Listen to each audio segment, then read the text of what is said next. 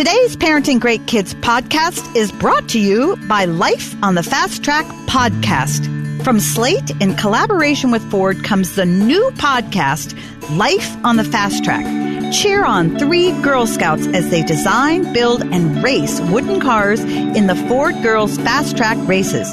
We'll meet their families, use power tools, and hear what happens when girls are empowered to put STEAM principles to the test.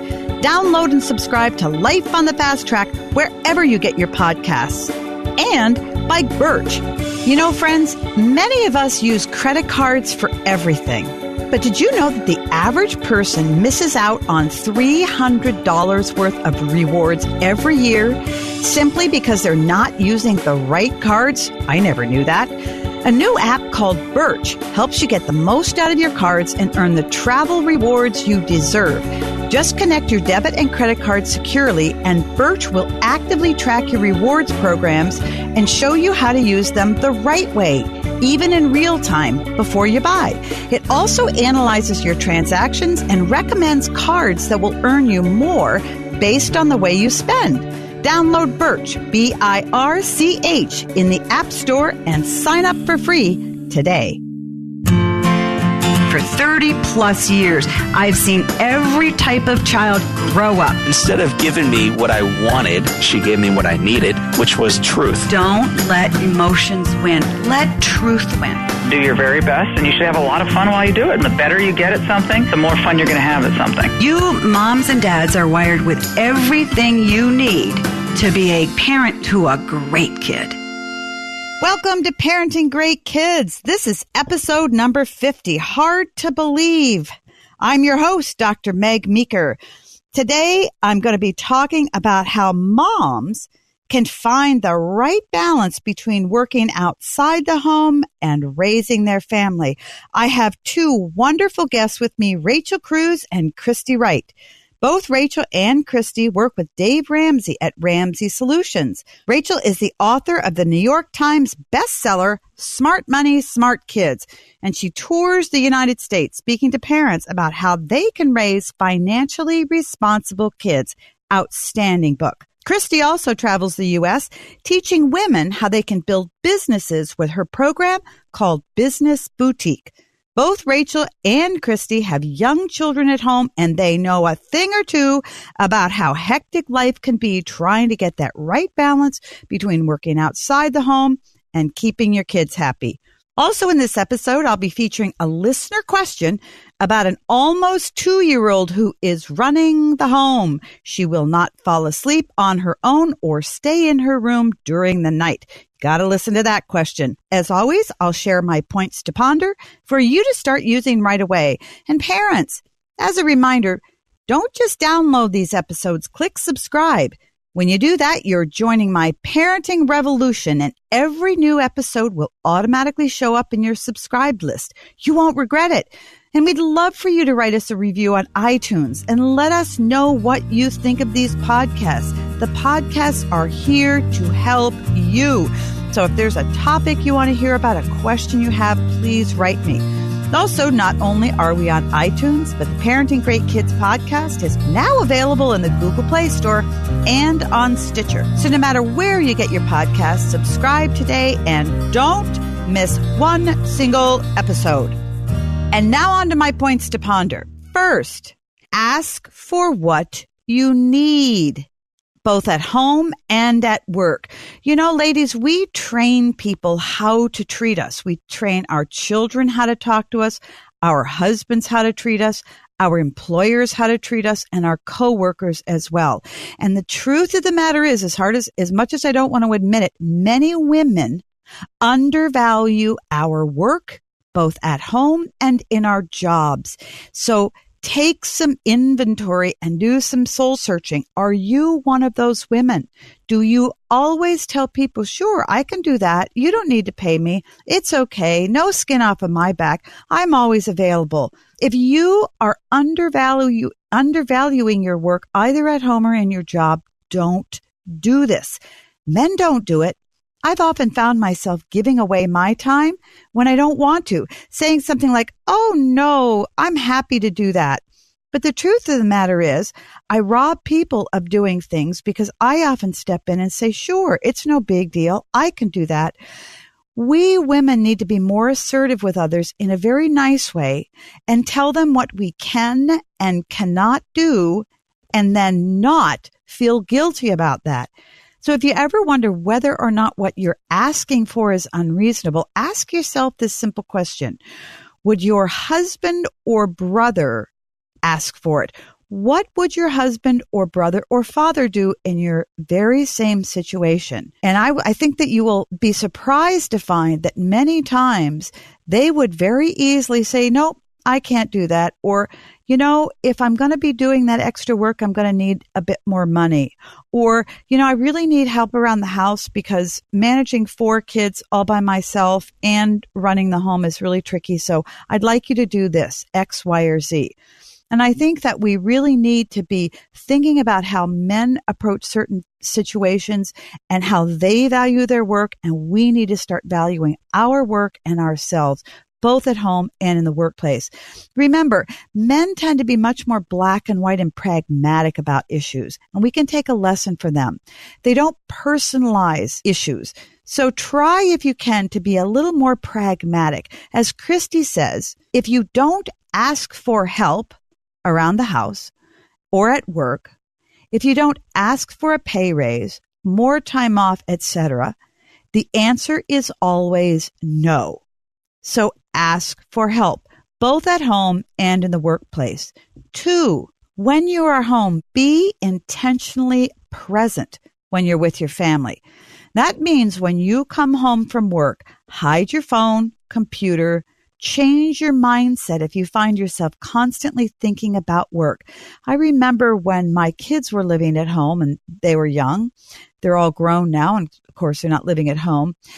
When I was driving home from work, I would turn the radio off, and I only had about a 10-minute drive. But during that 10 minutes, I intentionally said, okay, I'm turning off work. I'm going to stop thinking about my patient who was having headaches. I'm going to stop thinking about the work that I have to do at work, and I'm going to turn on my focus towards my family. I'm going to start thinking about them and what they're doing. And I almost created a switch in my mind, if you will, that said, turn off work, turn on home. So when I walked in the house, I was fully present with the kids. I was seeing them, hearing them, listening to them, paying attention to what was going on in the home. And I had to do that very intentionally. And any mother can do that, but it does take some mental training.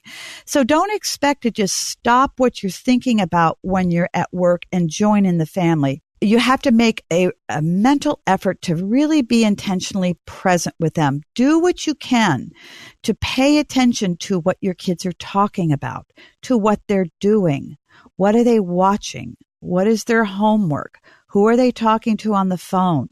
Who are they texting? What games are they playing? And see what's going on and then join them where they are. What are your kids talking about? Because remember, what your kids really want from you is your attention and your presence. So do your best to focus on your kids and your spouse the moment you walk in the door. And many times we have to sort of say, okay, what is it that's keeping my attention and focus away from my kids and spouse? And even make a list. Rachel talks about how her phone is a big distraction with her kids. So she puts her phone away the moment she gets in the house. Turn off your laptop, put your phone down, turn the television off. Whatever you need to do to be intentionally present when you're with your family, do it. 3, find the balance that works for you. Many times people think that balance means doing about half an hour of 15 different things during the day. So they do a little bit of everything over time. And that's how balance works for them. Other people, like me, for instance, don't do balance that way. I'm the kind of a person that's all or nothing. So I will work really hard for 3 weeks outside the home, and then I'll back off. I'll work really hard, and then I'll back off. So I look at balance as occurring over a time period. Some women need to look at balance over a 20-year period and say, Right now, when I'm 30 or 35, I'm going to spend 100% of my time with my children and at home. And then when my children are grown and gone, I'm going to spend 100% of my time at work. And that's how they see balance. Other women, however, say balance for me means working X number of hours per week outside the home and being present with my kids the rest of the time. So find the balance that works for you, because what works for you is going to be very different from what works from your friends. And most women, unfortunately, compare their lives to their friends' lives. And ladies, don't do this. It never leads anywhere good. All it does is make us feel guilty and as though we're lacking something. So really figure out what is the best work schedule for you, what fits your personality, your financial needs, your kids' needs. As Rachel says, God has created every woman with talents she can use at home and outside the home. This is a great thing because most of us will spend more time in our lives away from our kids than with them. Really, we only get kids for about 18 years of intense parenting, and then it's done. And yet most of us live till 75 or 80 years old, so 18 years is not long. My encouragement to you young moms out there, you moms with young children, is to keep your hand in something that utilizes your talents while your kids are young so that when they grow up and leave home, you have something that you love to do. Many women choose to be home full-time with their children, and I fully applaud you. Others have to earn income, and this means they must spend time away from their kids. And of course, most single mothers need to put food on the table, and work outside the home is a necessity. But just because they're away from their kids doesn't mean their kids will grow up to feel abandoned. You will hear Christy talk about what her life was like growing up with a single mom. As you learn about your needs and the needs of your family, you can find a balance that works for you and do it. And when you do it, let the guilt go. Parents, we all know that talking with our kids about sex is uncomfortable. And when it comes to having that initial talk with your child about sex when they're about 8 years old, I always say in every couple there's one who's a chicken and one who's an even bigger chicken who just won't have the talk at all. But the truth is, no matter how uncomfortable it is, beginning a conversation about sex early with your child is extremely important because it puts you in the driver's seat. The tricky part is many parents often don't know where to begin or where to end. What if they say the wrong thing? What if they talk too much or too little or use the wrong words? Too often, not knowing how or when they should approach the topic of sex with their child, many parents just don't do it.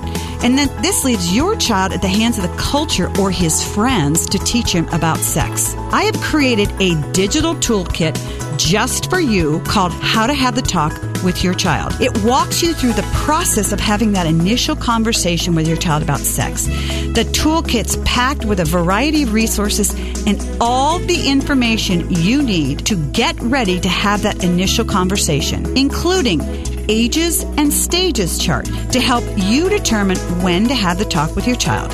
There's an ebook on talking to your child about sex, a script to help guide you through the discussion. And for those of you who are really, really chicken, you're the big chicken, it even includes a video of me giving the talk directly to your child. How easy is that? Talking to your child about sex doesn't need to be intimidating or scary.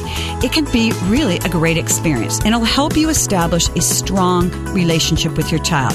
I'm excited to offer you How to Have the Talk with Your Child toolkit for 20% off. Just go to my website, megmeekermd.com, click on Parenting Resources, and user code TALKPODCAST when you check out. Parents, this topic about sex is far too important to hand over to somebody else to talk to your kids about. You need to do it. Go to my website, check out How to Have the Talk with Your Child toolkit, 20% off. You need to stay in the driver's seat when it comes to talking to your kids about sex, and I'm here to help. So parents, thanks for listening. This is episode number 50. Stay with us. I want you now to listen in on a wonderful conversation that I had with Rachel Cruze and Christy Wright. I know you're going to love it.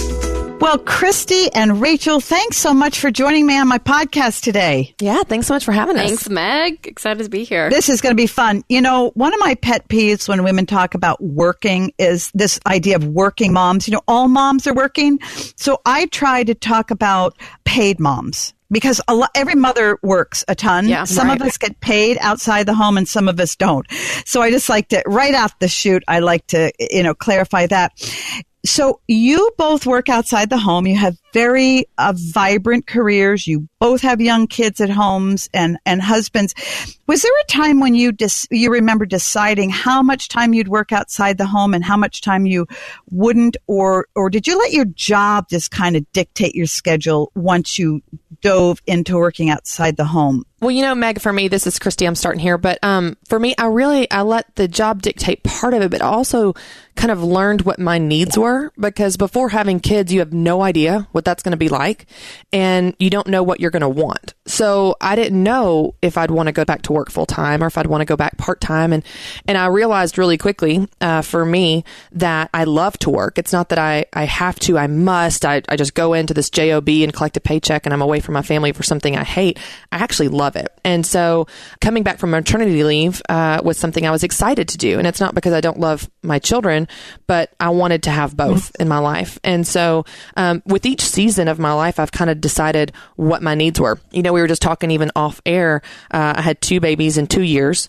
And so coming back from maternity leave that second time, can we just say work was a vacation? Because work was a vacation compared to 2 babies at home. I was like, I would text Rachel, I'm like, how quickly can I get back to work? Because I need a break. So I think for me, it really is certainly the demands of the job played into that conversation, but also it wasn't going against what I naturally wanted anyway. I naturally wanted to come back to work and was excited to dive into projects and use my God-given gifts in different ways, in addition to being a mom. And then there's going to be seasons where I take my foot off the gas here and focus more on them. So it's both and for me. Yeah. And Christy and I are in a cool position because we work and we're very similar in our roles. Our messages are very different, but our jobs are very, very similar. And so when Christy got pregnant with her first, I was kind of soon behind her, heading that direction. And so we just have I'm so blessed that we have such a great leadership team. So we sat down together with them and we're really able to map out, okay, what does it look like for this role to be long-term? Because as a business, they're investing in us to be long-term, right? They don't want us to wear us out. Yeah. And we look up in 2 years, we have never been home with our kids. And so we're going to quit.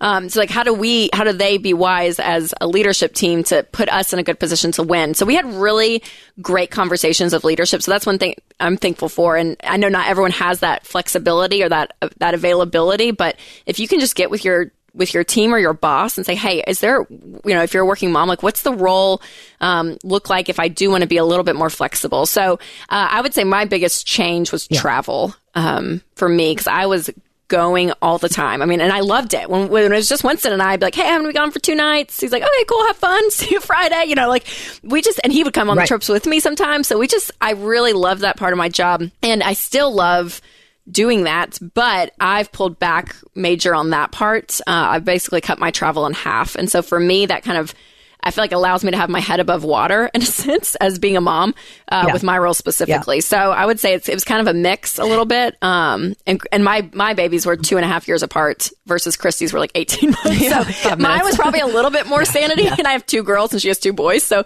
versus her story, I had a little bit more sanity, I feel like. But I was still so excited to go back because just like what Christy said, I love what I do. So I would say to your question, it was definitely a merge. But Rachel, I want to point out one thing that you did, because someone listening may be thinking, well, that'd be nice to just cut my travel in half, but I can't do that. But you didn't just cut it in half and not lose anything. You left opportunity on the table, money on the table. You're giving something up to cut that in half. That's right. Yep. So I want to call that out because thank you. Yeah. That took the priority. You were saying my family's a priority, so I'm going to make this shift, and you lost something in the process, and growing your brand, your impact, whatever that is, you made that sacrifice. So I think that's good to point out. And I think that's a really important point, because I think, first of all, a lot of mothers who work outside the home are timid when it comes to going to their boss or going to their team and saying, this is what I need to do and this is how we can make this work, because they're afraid they're going to lose their job. They're afraid to confront their bosses. But I do think that women who work outside the home, particularly moms, need to learn to be more assertive in their work environment. I mean, obviously you're not going to be obnoxious, but say, this is what works for me and I'm a really good employee and I know you really want to keep me. So how can you work with me here? And I think that a lot of employers are willing to do that, but a lot of times we don't ask for what we need. Right. Yeah. And it's a nerve-wracking conversation too, because you're like, or my personality, I'm like, I don't want to be that person that's like, oh, well, she just gets that. Right. Like I've been so trained in who I am of like, no, you work for what you want kind of thing. And so to make that concession can make you feel a little insecure, especially if you are a woman who's hard driving and you want to win. But yeah, I would totally agree with you that people don't even broach the subject. And the caveat to that too is I think a lot of women don't want to go in and say, you know, I really need to dial down my hours. I need to change my work schedule here because they're afraid they're not going to be taken seriously. They're afraid that, you know, perhaps their male colleagues are going to be seen as more responsible, harder working. And that's not true at all. And I really want women out there to sort of own that and say, you know what, this is a sacrifice and this is a really hard decision, but this is okay. And I'm going to stand up for what I need and want right now. And I really would love to see that more in the workplace because I think that employers will adapt if women will begin to do that. And certainly in my generation, no one did that because we were just too scared. You know, it's like, well, they're not going to, but I do think it's important. And I think that fear is real. And I think this skill of asking for what you need in a way that is kind and gracious and confident is a skill you need to have at work and at home. Yes. Because this plays into how to have a supportive spouse and to have this be an equal partnership in raising the kids and home responsibilities. A lot of women carry resentment at home and they never ask for what they need from their husband, or they never communicate why they need it and how everyone will benefit if I have this help and here's why. And certainly in the workplace as well, that fear keeps them from asking. And I love the quote. I think it's Nora Roberts. She said, if you don't ask, the answer is always no. So ask for what you need. And if you're bringing value to your role, which I hope the women listening are, I hope you're bringing value, you're solving problems, you're adding value to your organization, then you're earning the right to make that ask. And they don't want to lose you. And if you ask it in a way that is kind and gracious and confident, you would be surprised at how much they will work with you because, to your point, Meg, they want to keep you. Yes, exactly. And I think that if they recognize that, you know, we're still going to work very hard the hours that we're there, because I was very much like you two. I was, I sort of took charge of my schedule, and I was in a position where I could, I was in a private practice with Walt. And so I was able to sort of say, I'm going to schedule patients around my kids' schedules. But there were times I felt sort of guilty. I sort of felt like, gee whiz, I've got half foot in parenting, half foot in work, and I'm not really good at either. The truth of the matter was I was good at both. But it was an emotional and a mental thing. And that's where I really want to encourage women to say, you can be really good at two things at once. And so feel confident in both arenas. And I love what you say, Christy. Ask, not just in the workplace, but ask at home. I'm convinced that part of the reason we have wage disparity in our country is because women don't ask. They don't say, hey, I want you to pay me more money, or hey, I need a raise, or, this kind of thing. Men do, and they don't bat an eye at it. Right. And I would say ask more than once. Don't ask once and then get a no and then tuck your tail and leave. Like you've got to continue to beat that door down, add value, and ask and stand up for what you want over and over and over and over again. Because they may not get it the first time, but they may get it the sixth, and then it's worth it for asking six times. Right. Yeah, you absolutely just keep going at it. And both of you are married. You have supportive husbands. Were your husbands always supportive of your work outside the home and inside the home? Or have you had any bumps along the way, either of you? Oh, have we? I'm curious on your perspective on this, Rachel, because I think we have similar stories here. But I'll say that for me, Matt, I think before we got married, I think he loved the idea of a strong woman. Oh, yeah. and then he had to live with one. And for me, how I was raised and how Matt was raised were so polar opposites. Matt was raised by a stay-at-home mom. And she was there for everything, fixed every lunch, every single soccer, baseball, basketball. She was there for everything. That was her world. And I was the exact opposite. Mom wasn't there for most of my stuff, and she ran a small business. And so my expectation going into marriage was that we're an equal team, and I'm going to work, and here's what it's going to look like. And his, I think he was like, yeah, in theory. But when it came reality to the responsibilities at home and dinners and children and that kind of thing, he was like, oh. And it took us resetting expectations and getting on the same page, because what he knew for 18 years was different than what he was experiencing with me. And so not to say like I taught him or trained him, but I did verbalize to him what I needed. And it took turning that ship a little bit to define what our family dynamic was going to look like, because it looks very different than what he experienced growing up. So I wouldn't say it was overnight, and I wouldn't say it was easy for us, because for him, that was a big shift.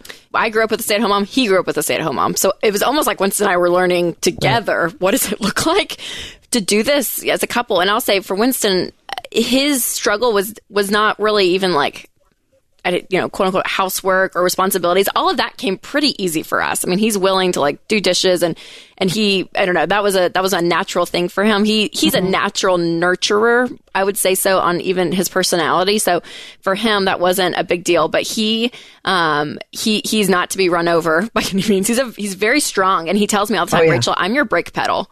No one is your brake pedal, and I'm going to be your brake pedal, because, I mean, his big thing is like, we're not going to lose our family over your job and over what this is. And so early on, those were the conversations we had.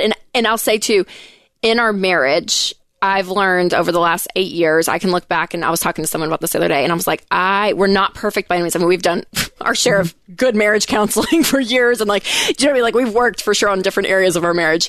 But overall, I can say about Winston that I feel so taken care of spiritually, emotionally, physically, intellectually. Like, he asks my opinion on things. Like, I feel very taken care of by him, if you will. And so in turn, I have so much trust and respect for him. So when he does throw up that red flag, I really do. I'm like, okay, I hear that, and I want to know that. So our big rub was a lot of time away. So the travel stuff we talked about, and social media, which sounds so stupid. We went to counseling for this for like 4 months. You got to. But he's such an introvert, and our jobs are both forward facing, Christy and I both. And so Winston has been so hardcore on social media. He's like, I don't want the girls out there. I don't even want to be on.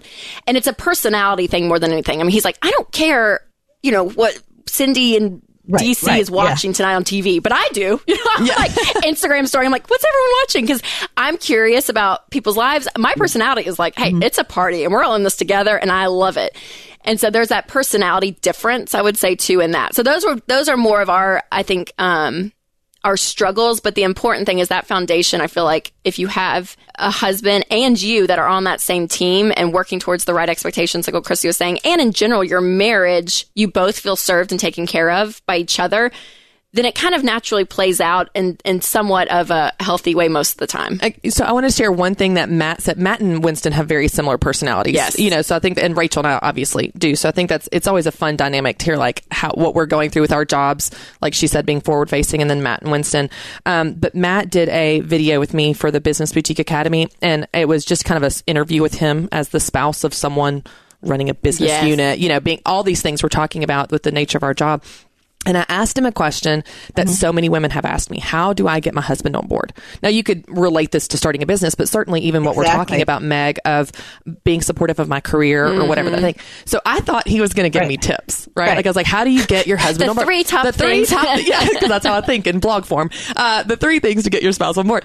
And he didn't. And he said, his answer just blew me away. He said, I don't think that women should feel like they need to get their spouse on board like it's a business deal and they're a business partner. He said, I'm your husband. It's my responsibility to support you. And I thought, like those words of it's our responsibility. And as women to support them. So this is when we talk about being a team, to your point, I love how you said, Rachel, it's not even about housework. Like you're a team in all of these things, and to support each other in all of these things. And it's not always perfect or pretty or easy, but if you love and support each other, then you will. So I love that perspective. It's good. And what I love about that is I really do believe that we train people how to treat us. Yes. And that if we go into marriage expecting that our husband is not going to support us, and he's not going to be there, and he's not going to help out, and it's not going to be an equal partnership, that's what we'll get. That's right. But if we go into it believing, you know what, I am, I'm working outside the home and I'm contributing to the household income, and I have every right to expect him to contribute to more work around the home, more childcare, more whatever, because this is an equal partnership. But I think a lot of women don't have that mindset. I think a lot of women going into it thinking, oh, my poor husband, I work and he has to put up with this, and this is really hard on him. And many women feel very guilty. I hear that all the time. Yeah. Women who work outside the home feel very guilty. And that guilt translates into feeling guilty asking their husbands for help. And the bottom line is, we're training them to not help us. Again, it goes back to that. You need to ask for what you need, and you need to begin to sort of expect husbands to do it, because what I have found is that men are pretty pragmatic. They're like, okay, sure, I'll do that. We worry about what their feelings are going to be, or what's he going to say, and he's not going to like this, or da-da-da-da. And I'll go, hey, Walt, would you do that? And he goes, oh, yeah, sure. And I thought, oh, gosh, why did I worry about that for a whole week? It's not that big of a deal. Yes, and you asked. I'm like we got to a point, not that I'm a very passive aggressive person by any means, but there were a few comments early on. I think I was like, oh, it'd be nice if you did the dish. I would almost pass it. And Winston was like, Rachel, we don't have time to be passive aggressive. You need to just say it. What do you want? Yeah, what do you want? It is. It's amazing. And you know what? And maybe they had a really hard day and they say, oh, I just don't have the bandwidth tonight. And out of respect to him, okay, I get that. You know what I mean? It's a both and, if you will. It goes, the best analogy I would say would be gifts. For 2 years of the first 2 years of marriage, I just wanted Matt to know what I wanted. And I never got what I wanted for any gift for 2 years.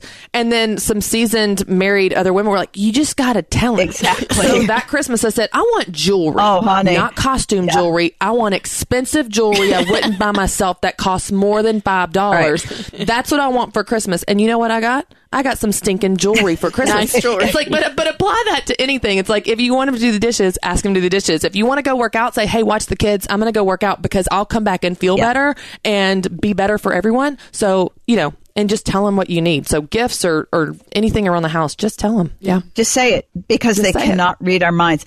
Let's take a left-hand turn and talk about expectations that women put on ourselves. And have you gals, either of you, battled with unrealistic expectations that you put on yourselves either professionally or in your home life? And how do you cope with that? Yeah, I would say so. I think I've worked a few of those out, I think, as time went on. But I would say even, and Meg, you know this because I called you in tears about this, but especially with a newborn, that was probably my hardest phase, I would say, is I was used to getting up and being dressed and having makeup and my hair done and you know what I mean? Feeling like a normal person. And there I was trying to nurse. I wasn't doing great at it. I felt gross in life. My baby was crying all the time. It was just this horrible season. And that was one of my biggest wake up calls to be like, I thought everything was going to be so smooth. And I thought almost within 6 weeks, oh, sure, I'll go back to a meeting at work and it'll be great. And I can't wait. And people are going to ask me how my baby is. I'm like, she's great. I read the books. I did everything right. Yeah. And so, that was that was for sure the biggest reality slap in the face I've had in a long time, was that first one with Amelia. It's tough. Of that. Yes, that was hard. And so for me, I would say that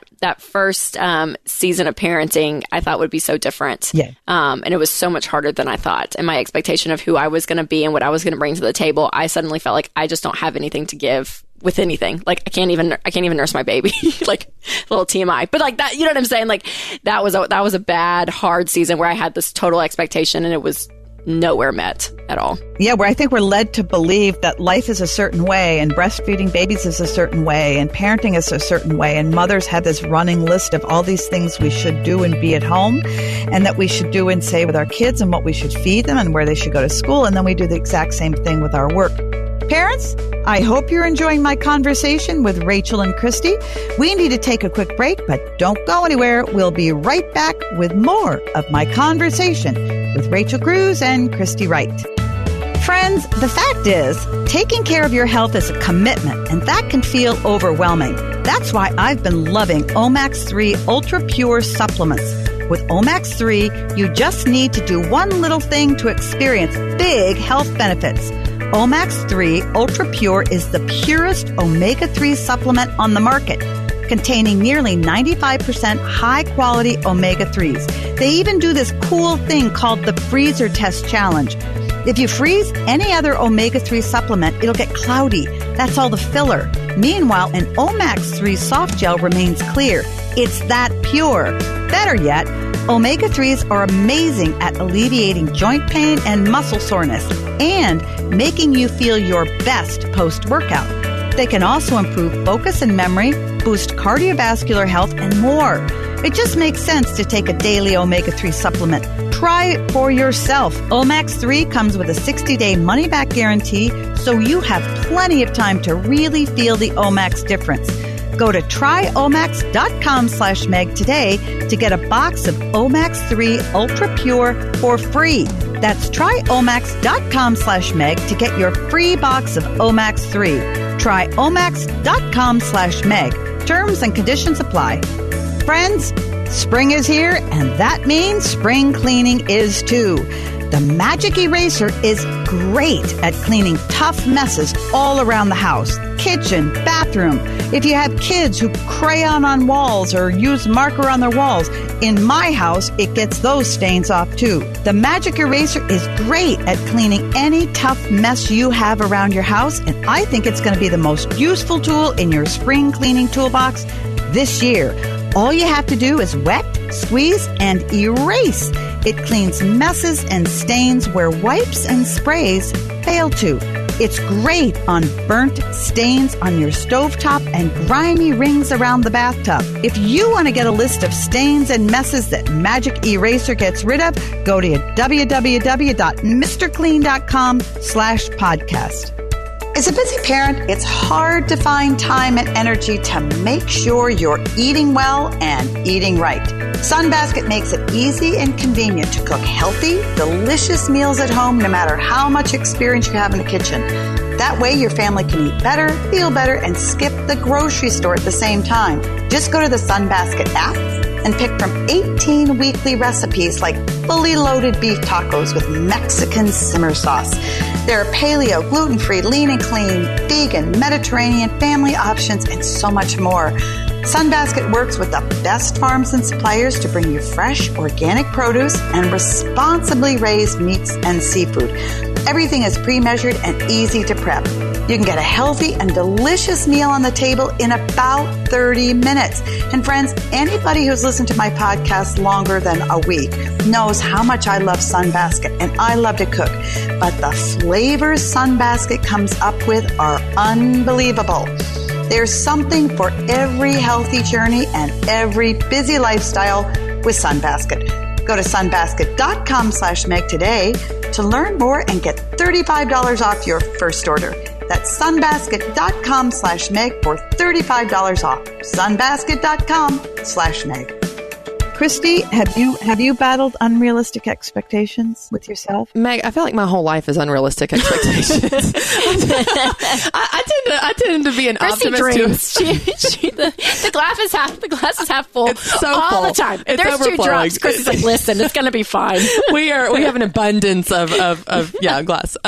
So I think for me, I'm an optimist to a fault. High energy overachiever, and I just think it's going to be great. Like, in the absence of information, I think it's going to be great. The sky is falling. I still think it's going to be great somehow. So for me, I think some of my unrealistic... Which sounds great. But it's in trouble. Like, it's 100%. Yeah, let's talk about what the side effect of this is. Because I'm throwing you under the bus. No, it's a fact. I didn't mean to do that. Part of my unrealistic expectations, I think, come from ignorance. So to Rachel's point, before having kids, I was like, maternity leave. Right. 3 months off work. I am going to change the world, save the manatees, solve world peace, redecorate my house. And I barely survived getting a shower a week. Like, so part of it was from ignorance of just, being in a season of life I had never done before. I think the other part of it for me comes down to something sounds like a nice idea, but then living it out is very difficult. And here's what I mean. So anyone that follows me on Business Boutique knows I'm always talking about, having grace for yourself as mom and doing the best you can. And don't put pressure on yourself. If your house is a mess, so what? We're all doing the best we can, blah, blah, blah, all that stuff. And that sounds really nice. And it's fun to talk about on social media and connect with other moms. But if I had a friend come over and my house was really a mess, that's more difficult, right? Like it's nice to talk about in theory, but like the humiliation or embarrassment or the need to feel like I got to shove everything in the closet real quick so she doesn't see the fact that there's still, old milk cups from 2 days ago or, whatever. That I think is something we struggle with as women, where we say, yeah, I'm going to put my phone down, but then do we really put our phone down? And so the disconnect between our ideas and our behavior, I think sometimes can be hard to work out. And I will say that one great benefit of the nature of Rachel and I's roles here in social media is it's incredible accountability. So if I say I'm going to put my phone down at dinner, then I really have this accountability to always put my phone down at dinner. So for me, unrealistic expectations sometimes just looks like living out the hard stuff that's easy to talk about, but hard to actually do. Good. Well, and one of the things that I encourage younger women to do, because I've been at this longer, and so the fun part for me in being a grandparent is that now when I'm with my grandkids, just what you're talking about, Christy, I can actually do, because I have gotten to the point in my life where I have invited friends over when my house is a mess. And I know how fast time goes. So I can sit with my grandkids, and literally I have twins that I babysit, a day a week. Twin grandbabysitter 1. And I'll bet you for 45 minutes, I had them in this chair, this rocking chair in their living room, rocking them back and forth real fast and then real slow because they'd giggle. And I just sat there and did that over and over and over. So I can literally shut my phone down because I've seen the great rewards. I've been through the struggle of, I can't put my phone down. I can't stop working. And it's 11:30 at night. I just need to work on another chapter. And said, wait a minute. Okay. You know what? Who do you think you are? You're not that important. Maybe you don't even need to write that chapter. But to be able to do that and the freedom that comes with that is so wonderful. I encourage all families to have a basket in their kitchen, and that's the phone basket or the laptop basket. And when you walk in and you're all in the kitchen, or mom's cooking dinner, or it's dinner time, every electronic device is in that basket and you can get it after dinner. Well, we only have a few more minutes left. Man, this time goes fast. I want to talk about how you transitioned from, because I know you both, and you're both very smart and you're very intense. And I've seen Christy and Rachel getting ready to give lectures to 6,000 people. And so I know the motors that are running in each one of you, and you're lovely, lovely gals, but you're very intense. How do you turn work off and turn on home life? How are you really present for your kids and your husbands? For me, Meg, it was just what you said. You said there's a basket. We don't have a basket for electronics, but what I do is I've noticed that if my phone or computer are within eyesight, it's a distraction for me. If it's in my peripheral vision, I feel the need to grab my phone and unlock it, even if it didn't ring. Or if my computer's open, it's like, oh, there's probably emails waiting on me or whatever. So my one trick isn't a basket. It is just out of sight, out of mind. So I deliberately put my phone or computer or distractions in a different room, turn the TV off if we're playing in the living room. Yeah. If the TV's on, you're going to watch it. Like there's no such thing as background TV. Like your eyes are going to go there naturally. So for me, it's out of sight, out of mind. So TV off or phone in a different room. And when that happens, then when my son does something crazy or is being silly or making a joke, I don't miss it because I'm not distracted because I'm totally focused on him.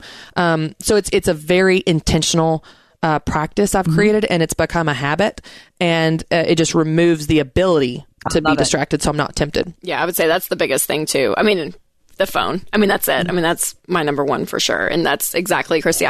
My phone's usually dying by the end of the day anyways. So I go charge it in my room. I really do. And I never even thought about that. I just remember saying, I'm just not going to look at my phone, but I end up charging it, which it is out of sight, out of mind, which probably makes it easier. I haven't even thought about that. So that's great.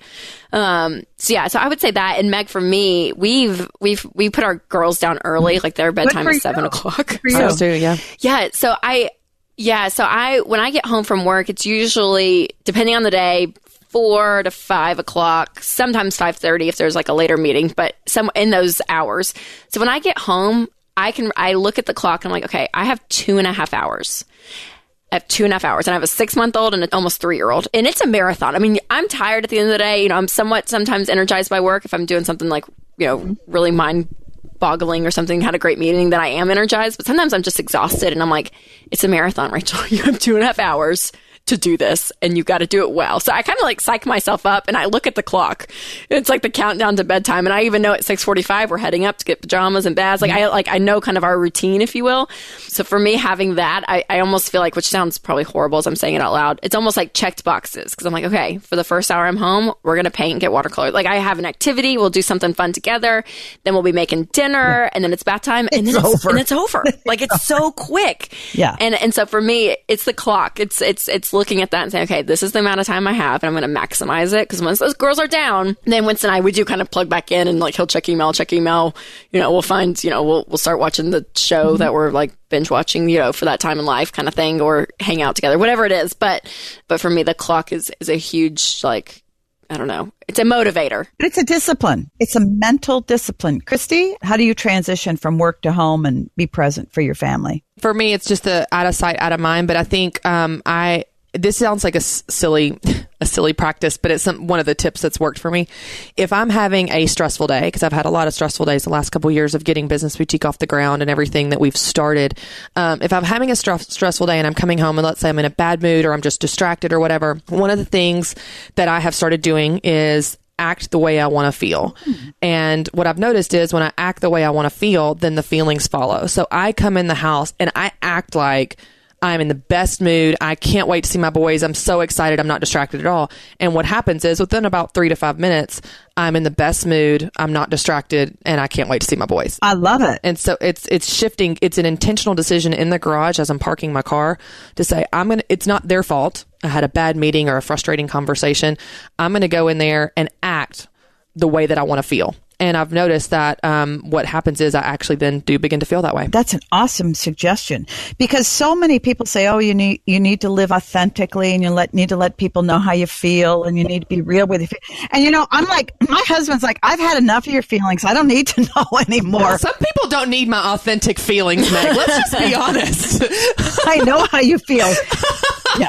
My husband's like, praise and amen. We don't need all your authentic feelings. Okay, Meg, as a parenting expert, tell me this, because I have found that when I do, like what Christy said, again, I'm not that deliberate when I think it, but if I find myself and my biggest fear, sorry, let me backpedal a little bit, is that Amelia is 7, 8, 9 years old, and she sees videos of me doing my video blogs or my show, because everyone says, like, Rachel, you're so fun. That's like one of the adjectives everyone uses. You're so fun. You're so fun.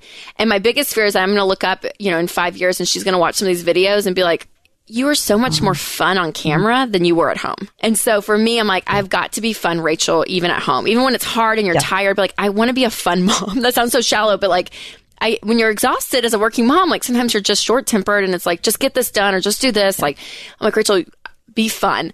And so I find when I am fun and I'm energetic and we're having dance parties with the Alexa, playing music and like, we're just like being silly, she is so much well-behaved and she's having fun.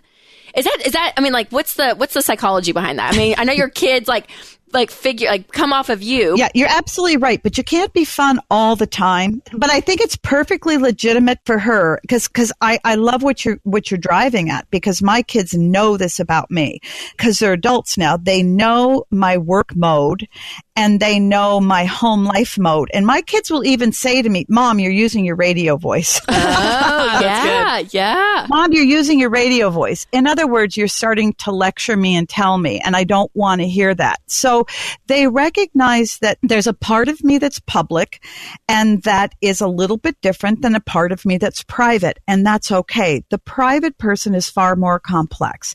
That person gets angry and frustrated and sad and is fun. And because I'm like you, Rachel, I wanted my kids to grow up thinking, life really is fun and my mom's a fun mom. I don't know where I ever got that, but Walt's fun. And fathers actually tend to play with their kids more than mothers do. Studies show, and play is actually really good for kids. So I encourage fathers, your wife may complain that all you do is play with the kids and not help around the house. Keep doing that, because that's really stimulating for your children. And so I encourage mothers, let the kitchen go, let the dishes go, have fun with your kids, because if you have fun with your kids for 10 minutes, once a week, they will grow up telling their friends that they had fun with you every night growing up. It sort of multiplies in time. It expands in time in a child's perspective. So that's the great part. So I really wouldn't worry about it. As long as you pepper fun in with your time with Amelia, she will grow up thinking you're a really fun mom, and seeing you fun all the time in your videos won't bother her in the least. What would bother her is if she never saw you having fun. Right. And I just looked up, and I felt like there was a season where I constantly was like, no, Amelia, no. If you do that again, Amelia, you're going to get... That's a 2-year-old. I know, but she wouldn't sleep. I mean, the girl wouldn't sleep. 2 seconds. I want each of you to, there are a lot of women who are going, well, that sounds really great, you guys, but I'm a single mom, or, I'm just trying to make ends meet on my own, and I'm just doing the best I can, and I'm feeling I'm feeling really guilty about the amount of work I'm doing, but I'm doing the best I can. So, Christy, talk to that mother out there who doesn't have a lot of support and is doing the best she can. Just, give her some words of encouragement, because I know you're out there talking to women who are working outside the home all the time. What do you say to young moms like that who don't have the support systems you do? My advice really, or my encouragement really comes from my own story. My mom started a small cake shop when I was 6 months old, and I was raised in the business literally at times. And she was a single mom. She did not have help. And I would say that my entire story is a product not of what she did for me, but who she was for me. So my encouragement to women listening that may be a single mom or a struggling mom or just a tired mom, as we all are, is don't be sorry for the struggle, because who you are is more than enough. Working hard doesn't make you a bad mom. It makes you a better mom. And what your kids are learning from you just by who you are is more than enough, because Meg, I've shared this before, but my mom didn't teach me work ethic or character or passion or perseverance. She lived it right in front of me. And that's what made me who I am. So I think women live with guilt, and that guilt is really unnecessary, because who you are as their mom is more than enough. They don't need Pinterest parties. They don't need the perfect outfit. They don't need the latest technology. What they need and want is you, and you're doing better than you think. So, my mom's story is what has made me who I am, and she wasn't there for most of my parties and field trips. So yeah, you're enough. Rachel, and moms who feel guilty because they like their work and they want to be away from their kids a little bit. And they feel, what is wrong with me? I should want to be with my kids 24/7. I'm a bad mom. And what do you tell mothers like that? Because I know you both love your work, and so do I. I'm still doing it. Well, I look at, even when people compare careers, women do, or even marriages, whatever it is, I'm like, God created each one of us so uniquely. Like when it talks about that we were knit in our mother's womb, I'm like, he knew exactly the passions, the drive that he was going to put into each person, let alone each woman, right? Like as he made us and created us, he knew. And so I so believe in the depths of me that there are women that are created to be home and to be, my mom lived that out. She was excellent in so many ways. And I believe that was in her DNA. That's who she was. That was her passion, what she wanted. And then there are women that are designed differently, and that how God created them. There's a certain gifting that they have that allows them to work outside the home and use those gifts. And so I would say that is stop comparing yourself to everyone else. Like God so uniquely created you. And then the guilt portion, I look and I'm like, kids are resilient. Like you have Christy sitting here with her story. My dad was gone a lot, right, building his career and what he was doing. And I'm like, it's just when parents, take the time and they sacrifice the quote unquote family time for work time, your kids are going to be okay. Like they're going to be resilient, because what they're seeing on the other end is something that they see a parent doing something that they love. And so I would say that, and I would say the times that you are home and you are with your kids is to be present. That's right. And Christy says this, I say this quote all the time, and it's Christy's, but it's that life balance is not about being 50-50. It's about being 100% present. And that's huge because when you are present with your kids, that's what they're going to remember. I mean, that gift of TIME is everything. And so when that's available, give that to them. And then when you're at work and be present and be okay with that. And so that's kind of, what I always think. I'm like, we're all created uniquely. And the time you do have with your kids, take advantage of it and make it quality time. I love it. And don't compete with other women and don't compare yourself with other. Some women love being home full time with their kids. Some women don't like that. Some women love nursing. Some women don't. It's okay. Give yourself grace to be the best that you are with your family. And that's going to look very different from what your friend looks like in her parenting. Christy Wright, Rachel Cruze, you guys are amazing. You are wonderful women. I'm so glad I invited you on because I really wanted women to hear your stories and to hear your journey and to hear how they can make their life work a little bit better. Thank you so much for being with me. Absolutely, Meg. Thanks so much for having us. All right, parents, let's get social. I want to hear from you. I'd like to interact with you. You can connect with me on Facebook, Twitter, and Instagram at Meg Meeker MD, or if you have a question, send it to askmeg@megmeekermd.com. That's askmeg@megmeekermd.com. Today I have a question from Elizabeth. Dear Dr. Meeker, we have 4 kids, 8, 6, 3, and Evelyn, who is 22 months old. Since about 6 months, she went from a quiet, happy baby to the complete opposite. Uh-oh. She will not go to anyone except for me or my husband, and even if she sees the person every day, she will not let them come close. I've had to resign from my job as a child mental health nurse since she could not be left with a babysitter or anyone. Our doctor says she's going through a normal phase of separation anxiety. She's always been a terrible sleeper.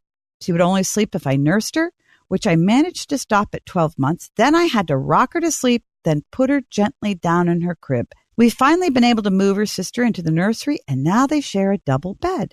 At bedtime, I will sit on the edge of her bed and wait until she falls asleep. If I move to a different spot, Evelyn will get hysterical and will take longer to settle. But every night, Evelyn will come into our room, climb into our bed, and sleep there until morning.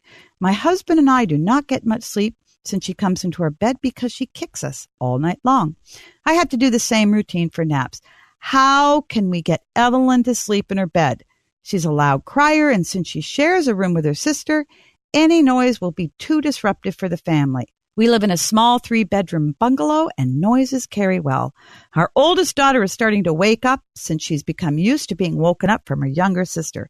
I'm trying to solve Evelyn's sleep issues before it becomes a habit or creates another sleep issue with our older daughter.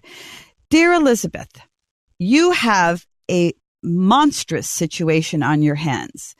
There are a couple red flags that I hear when I read your letter, and that is this. Your little 22-month-old is running your home, and this is a situation that you and your husband have allowed to happen. Now, before you feel too guilty, the reason I say that is if you allowed it to happen, you can correct the situation. And it's going to take some hard work, but you have to do it because this little one is making the lives of everybody else in the house pretty miserable because people who can't sleep become miserable. But you're not alone. There are a lot of kids out there who won't, quote, go to sleep on their own, end of quote. Here's what you need to know. Most kids, the majority of kids, don't sleep through the night until they're over 2. But the trick is parents need to train their kids not to wake everyone up. Your daughter naturally wakes up in the night. She looks around. Most kids go back to sleep. She wakes up a couple hours later, looks around.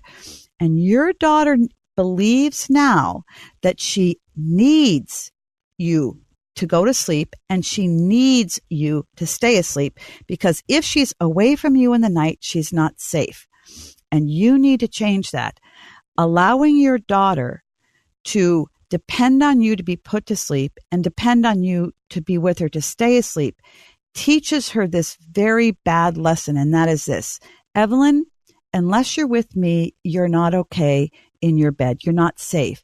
And you need to change that, because she needs to know that she's safe and secure without you present. And I think she's doing this during the day as well. At 22 months of age, she does not have separation anxiety. She's too old for this. This is manipulative behavior to get you to do what she wants. She's not a bad kid. She's a smart kid. Smart kids manipulate their parents to get what they want. This is a little young one of 4 siblings who's making life pretty hard for everybody.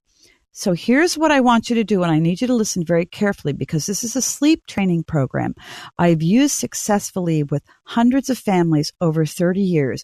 And I will honestly say it's never taken a family that I know of longer than 5 nights to get their kids to sleep through the night. The first mistake you made was putting her to bed asleep. This is a very cruel thing to do, because it tells kids this: I'm with you, you go to sleep, and half hour, an hour, 2 hours later, you wake up, you look around, and you're terrified because the last you remember, I was there and now I'm not there. It's very frightening for kids. So here's what you need to do, and please listen carefully. Step 1, pick a week that you will do sleep training in your home and begin on a Friday night. Now, you have to pick a week, and you may want to wait until the summertime or spring break, but you're going to need the cooperation of everyone in your home, because this is not going to be a fun week, but this is a week when you're going to break Evelyn's bad sleep habits. Prepare yourself, because you're not going to get a lot of sleep. I promise it will work, so stick to it. Make sure that your husband's on board, and let the other kids know you're going to have a tough week, because your daughter's going to cry a lot. Number 2, before you start training her to sleep, know this: all of these sleep patterns are out of habit. You asked that you want it to stop before she creates a habit. She's in a bad habit. It's done. That ship has sailed. Evelyn has a really bad habit going here, and you need to break that habit. Her bad sleeping is not from need. It's from habit. She's very secure. She's very happy, but she doesn't believe she's safe if she's not physically by your side. And that's a very unhealthy thing for a child to believe. She thinks she needs you to go to sleep, and she doesn't. She feels that she's not safe if you don't sleep with her. When you allow her to be with you, you're reinforcing this. You're not safe, you need me. You're not safe, you need me. So don't allow this to continue. Now, one other thing before you start sleep training: you may need to put her back in a crib to do this. I don't know, but sometimes kids do better in their cribs. They'll stay in place better because they won't jump out of their crib. That's up to you. Step number 3, here we go. When you're ready to start, you tell Evelyn that she will take naps in her bedroom, not in your room. Start making her to go to sleep on her own during the day. So when it's nap time, you take her to a room, you sit on the edge of the bed, and you read to her. You may sit there until she falls asleep, and then you can leave. When she goes to bed at night, you do the same. The second day, that was day number 1, sit in a chair near her bed, but do not sit on her bed. Now, she will scream. You let her scream. She may scream for an hour. Do not budge. And then you do the same at night. You sit in that chair until she falls asleep. If she jumps in your lap, you put her in the bed. She jumps in your lap, you may have to put her back in her bed 100 times, but you're sitting in a chair next to her. You do not sit on her bed. The message is you are safe in your bed. And this, Elizabeth, is a contest of the will. This little girl has a very strong will. Your job in sitting in that chair is to outlast her. You have a stronger will than she does. When she screams, she is not screaming because there's something emotionally wrong. This is not a need. This is a really bad habit. Now, she may scream longer, but don't budge. Night number 3. You move your chair closer to the door. Again, she may scream louder and longer. Let her. Have her sister sleep in another room. If she gets up again, you put her back in her bed. You may do this for several hours. As I said, some strong-willed kids will scream for hours, a blood-curdling scream, and convince you that she is emotionally so needy and this is so traumatizing to her that you have to pick her up. Don't be duped. She's manipulating you. Again, not because she's a mean child, but because she's in a habit that she likes and she doesn't want to break it. If you cave, you're going to have to start all the way over at night number 1 again.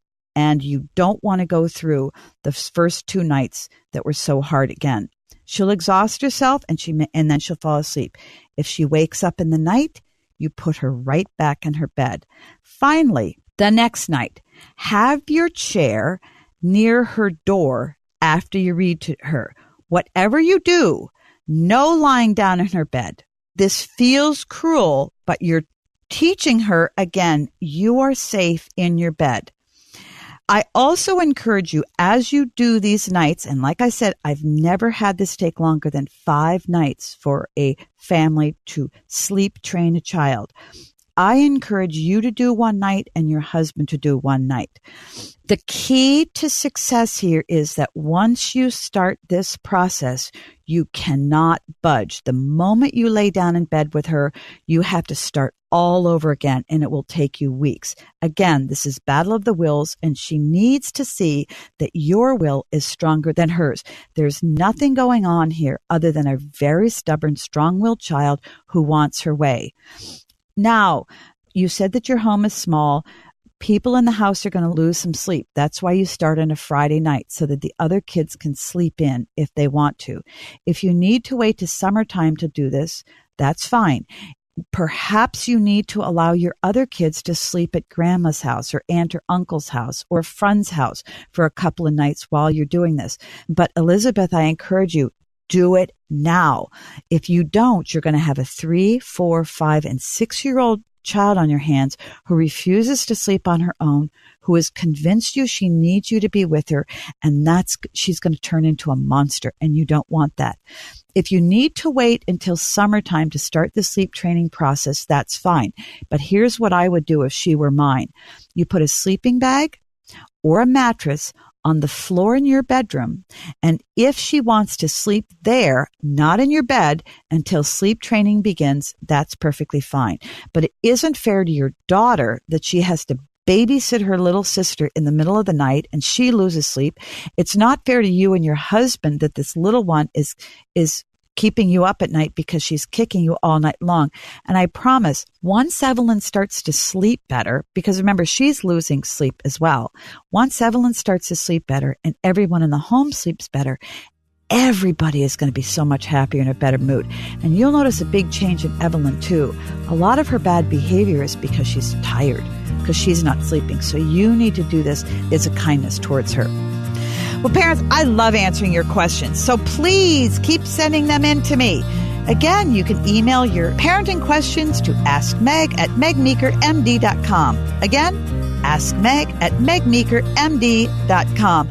I want to thank my wonderful guests, Rachel Cruze and Christy Wright, and I strongly recommend that you check out both of their wonderful works at Ramsey Solution. Rachel has written a New York Times bestseller, Smart Money, Smart Kids, and Christy Wright runs a wonderful business called Business Boutique to help every woman get a business going that suits her lifestyle. Before we finish, let's recap my points to ponder. 1, ask for what you need at home and at work. 2, be intentionally present when you're with your family. And 3, find the balance between work and home life that works for you. Don't compare yourself to your friends, please. So until next time, parents, always remember, great kids are raised, not born. Hey, this is Bobby, producer of Meg Meeker's Parenting Great Kids podcast. We hope you've enjoyed listening to episode 50, Finding Balance for Working Moms. And thanks to you, Dr. Meg's Parenting Revolution has grown to over 1 million downloads. You can like Dr. Meeker on Facebook and follow her on Twitter and Instagram at MegMeekerMD. As a reminder, go to megmeekermd.com and sign up for her newsletter for giveaway opportunities and updates. And don't forget to share the podcast, write us a review, and click subscribe so you won't miss an episode.